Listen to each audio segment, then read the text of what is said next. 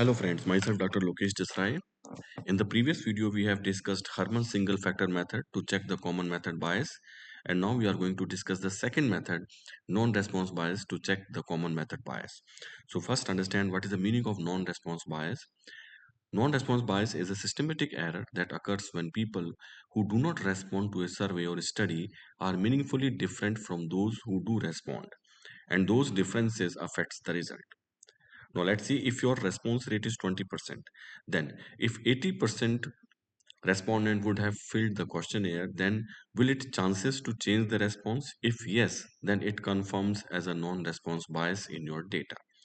To examine the NRB, the responses are divided into two categories: early respondent stage and late stage respondent, and then apply independent sample t-test to examine the differences in responses between these two categories.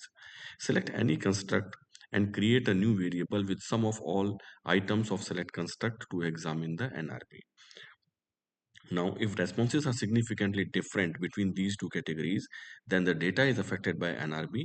Hence, a non-significant p-value ensures the absence of NRB in your data. How to do this? Just open the SPSS sheet which we have used in the previous video, and in this sheet we create a new variable with using sum of all the items of social support. So we create a new variable with the name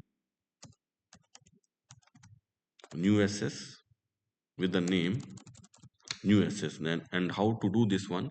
First go to transform, compute variable, and in this our target variable.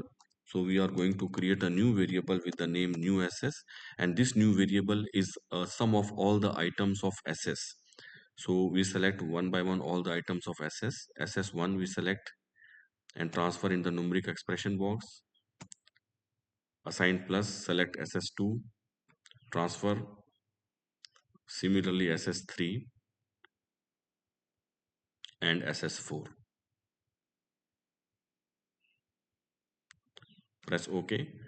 So once you do this, you can see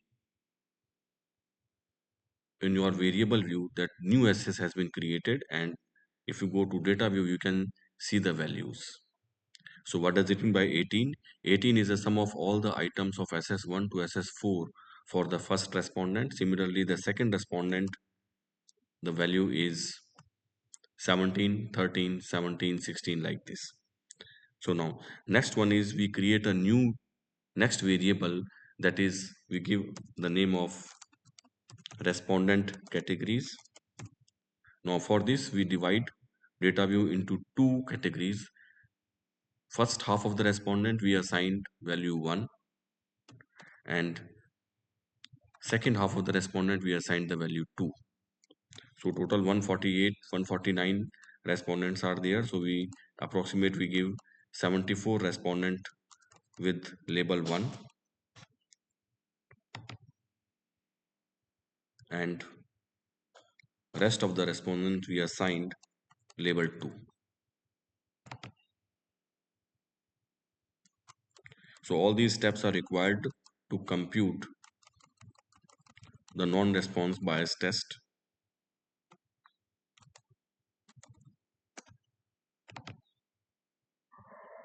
Okay, so now in our data sheet we are having a one new variable new SS and respondent categories, with having two categories assigned 1 and 2. Now go for analyze, apply the independent sample t-test, go for analyze, compare means, independent sample t-test. Now in this select variable new SS which we have created now, grouping variable our respondent categories, define the groups 1 and 2, already default it is coming, continue and press OK. Now see the result. This is the result of independent sample t-test, and we have to check the p-value. So the p-value comes 297. It is a non-significant p-value. So now what does it mean? Go to the PPTs. Now if the p-value is non-significant, in our case it is 2.297, then it ensures the absence of non-response bias in our data.